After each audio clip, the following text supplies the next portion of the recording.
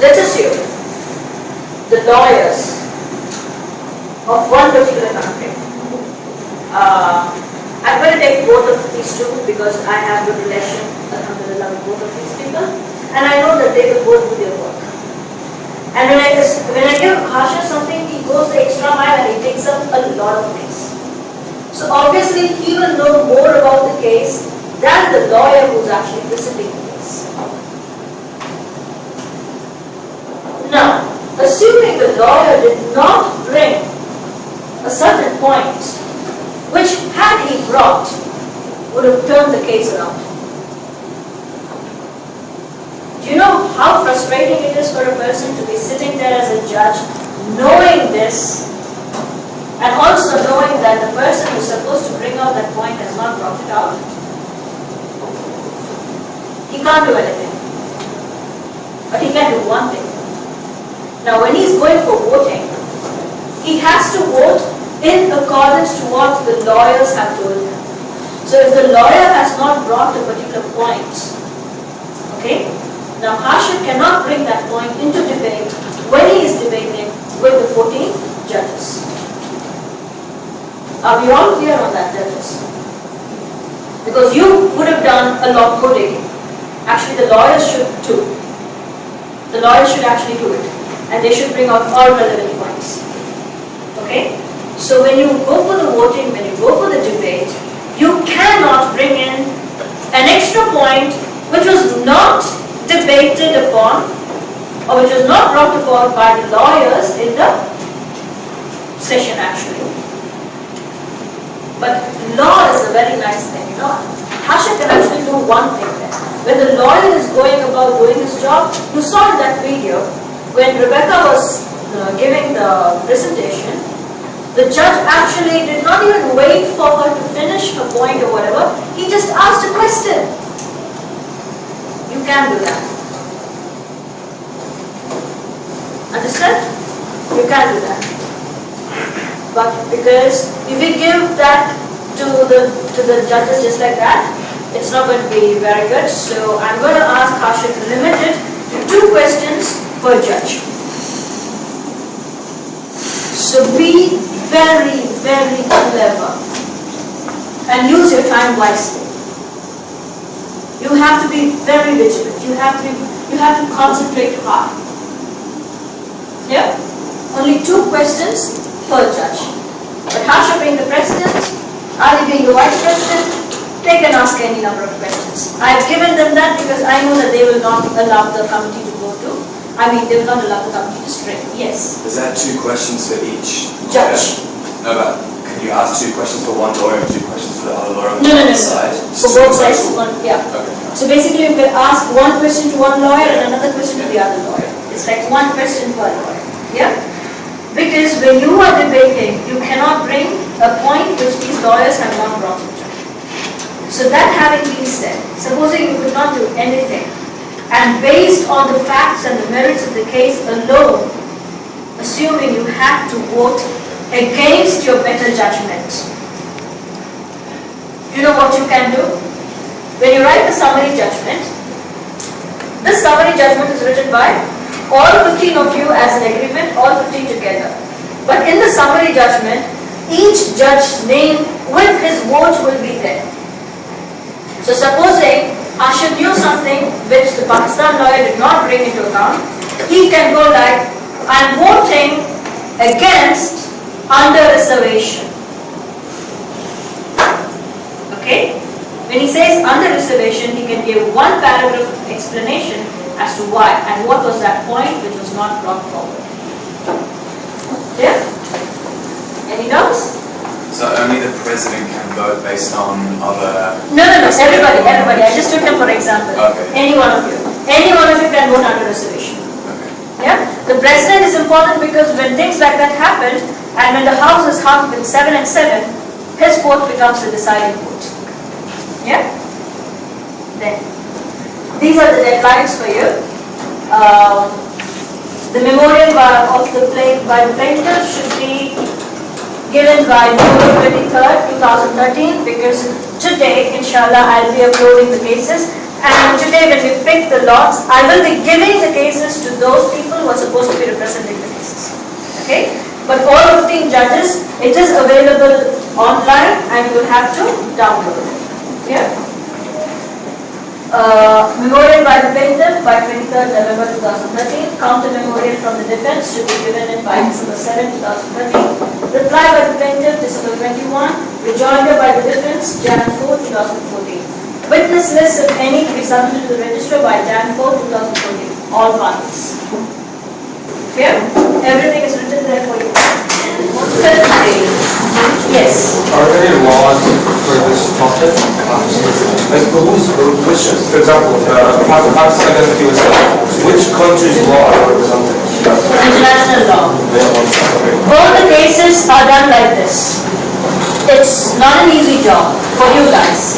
It was not an easy job for both of us to sit and do.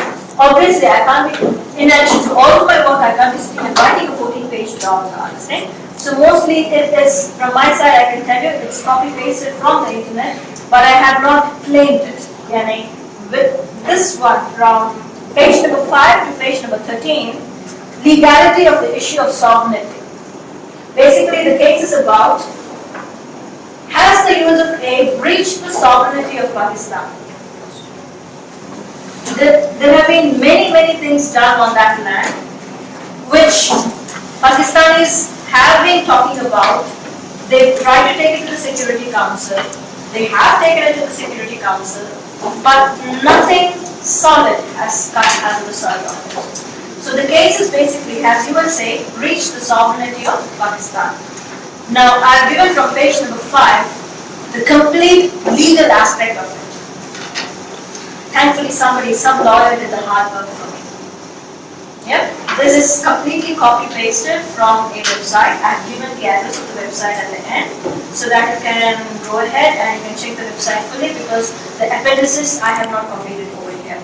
So you can do it. And in addition to it, with respect to the Pakistan case, I have given suggested reading. My knowledge with respect to the case is because of all of these things. I have read it all, but I was not going to sit and type it all out in my own words. I did not want to do it for some strange reason. Okay? So if you click on all these links and you go ahead, you will find a lot of details with respect to this case. But with respect to the legal aspect of the case, it's all here in black and white. I'm not expecting you people to go ahead and get a law degree and come with something. All you need to do is at least read through these pages, get yourself familiar with the law which is given here, and argue your case with respect to the law which is here, on these pages. Clear? Fine? Yes. Is the judge's research reviewed, or is it his own personal? It's your own personal. Okay? Yes. So do the judges write the position papers on the day, like after No. the It's better that you will start writing the papers from Jan 4. Okay. Because on Jan 4 only you get the rejoinder by the defense, right? So we just find that stuff online and then.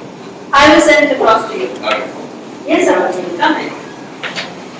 And we basically say like which side who we're defending at this point. And then Oh no, don't make that mistake. Don't make that mistake. Okay? When you give your position paper, be very diplomatic. Okay? After having reviewed the case, you're giving your opinion. Yeah. But don't give your full opinion. Yeah. That would be my advice to you. Yeah, that makes sense. Because you will eventually change your opinion. Yeah. That's what the whole thing is about.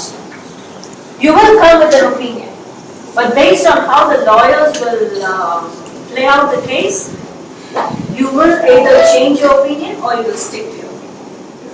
Clear? Any other doubts? Did I see you? Yes. The witness list, it won't be updated after the deadline? Yes, I will not allow it to be updated, because if I do, then it is chaos and it is unfair. Even in law it is the same. You cannot present, when You turned in your own client? I did. Do you have any defense? No. That's all you have to say was no. Well, I thought if I saved time, it might go easier. Mr. Short, if you find this amusing, I find it preposterous, Your Honor. A 10-year-old girl climbs into the witness chair to declare herself the killer, the daughter of the defendant. What happens? The judge says mistrial. The child goes to jail, and the only thing horrifying you is that I revealed the double murderer's secret. Yes, Mr. Short, because privilege is fundamental to the system. Problem is, Judge, the system is a disaster. We have over 10,000 wrongful convictions. You're not helping us, sir. Who might you be helping, Judge? Your Honor, may I be heard? Who are you? My name is Eugene Young. Mr. Shaw is a member of our firm, and as such, I believe I have standing to address this tribunal. Mr. Short was doing so well without you. I, like this tribunal, believe lawyer-client privilege to be sacrosanct, and that there could be no greater violation to this process than the breach of that trust. But, Your Honors, in order for there to be a breach, there has to be an underlying trust to begin with. Here there wasn't. Brad Stanfield lied to Eleanor Burke and Jamie Stringer. He deceived them for the express purpose of defrauding the court. The fact that they couldn't trust him doesn't mean he wasn't trusting them. Well, I would submit a fiduciary relationship has to be somewhat mutual. Beyond that, Alan Shaw had the legal right to reveal Mr. Stanfield's secret. How do you get that? Well, directing the court's attention to the rules of professional conduct. Rule number 1.6b1. In one state in this country, a lawyer may break client privilege to prevent the wrongful incarceration of another. That state is Massachusetts. Mr. Young, that is an obscure exception which, to my knowledge, has never been relied upon ever. But it is there. It is written. The fact that Mr. Shaw is the first to invoke it does not undermine its validity. Technically, Alan Shaw acted legally. And moreover, Your Honor, he acted morally. He did the right thing. The three of you speak of prioritizing trust. What about the public trust in our profession? What about the erosion of respect for who and what we are? Alan Shaw is an honorable man. He saw an unspeakable wrong, a child, in prison for something she didn't commit, and he acted to right. He acted within both the technical bounds of the law and the moral bounds of decency. Accordingly, he should neither be suspended nor expelled from practice because he is just. He is just. Your Honor, you need to reach into yourselves like Alan Shaw did. Do what is right. Can we come in? It's getting over. Okay, no problem. Okay. Now, that answers the question you asked me. Last minute witness, all these things. Now, the other person, he jumped in, but he had a valid reason, a valid point. A lawyer can be that emotional, but did you see the faces of the judges? Okay. Exactly. All that the judge will care about is the rule of the law.